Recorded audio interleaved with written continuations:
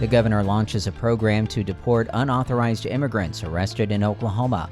The state's AG urges the execution of Kevin Ray Underwood for a 2006 murder. And Mattel unveils a new Barbie inspired by an Osage legend. We'll have details coming up on the KGOU AM News Brief for Monday, November 18th. I'm Nick Daniels.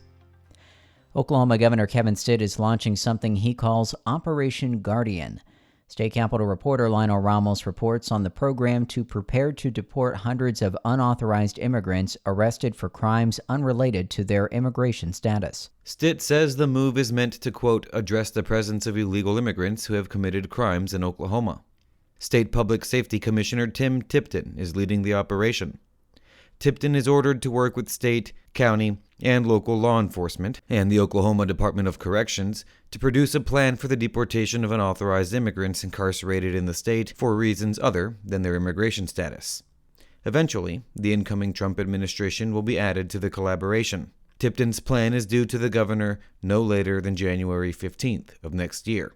Stitt's press release points to 526 unauthorized immigrants currently housed within the State Department of Corrections, which Stitt says cost taxpayers $36,000 a day. It's unclear how Operation Guardian will unfold and who exactly it might include. In Oklahoma City, I'm Lionel Ramos. Nearly 2 decades after Kevin Ray Underwood murdered his 10-year-old neighbor, he's the next Oklahoman scheduled to be killed by lethal injection.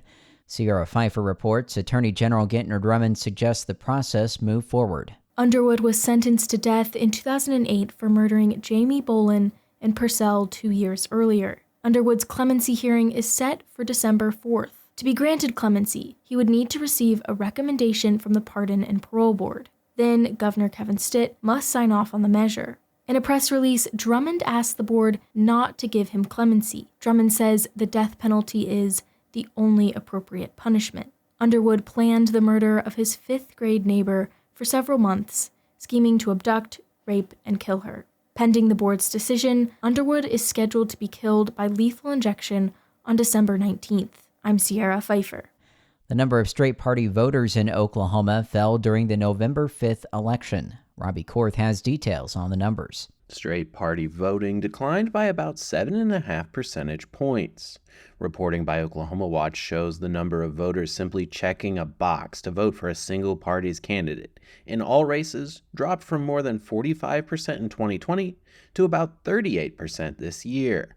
The party breakdown of straight-ticket voters roughly reflects the voter demographics of the state. Oklahoma is one of only 6 states that have straight party voting. Critics argue the practice discourages engagement, while backers say it's convenient. Democratic Party efforts to eliminate it in the state legislature have gone nowhere in recent years. I'm Robbie Korth. And a new Barbie inspired by an Osage legend will be unveiled in Pawhuska today.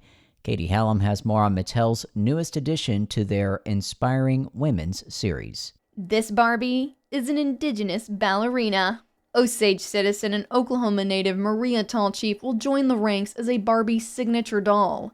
Born in Fairfax, Tall Chief is America's first prima ballerina and first indigenous ballerina. From dancing with the Paris Opera Ballet to founding the Chicago City Ballet, her list of accomplishments stretches on. The doll features a red tulle costume that pays homage to one of Tall Chief's most iconic performances, Firebird. Mattel officials say they worked alongside Tall Chief's daughter and the Osage Nation to sculpt the figurine in her likeness. The company will also donate to the Center for Native American Youth in Washington, D.C. to honor her. I'm Katie Hallam. You'll find more news at our website, kgou.org. We also invite you to follow the KGOU PM News Brief podcast. No matter what happens in Washington, the NPR Politics Podcast is here for you. For the latest news, insights, and analysis from the election and beyond, listen to the NPR Politics Podcast.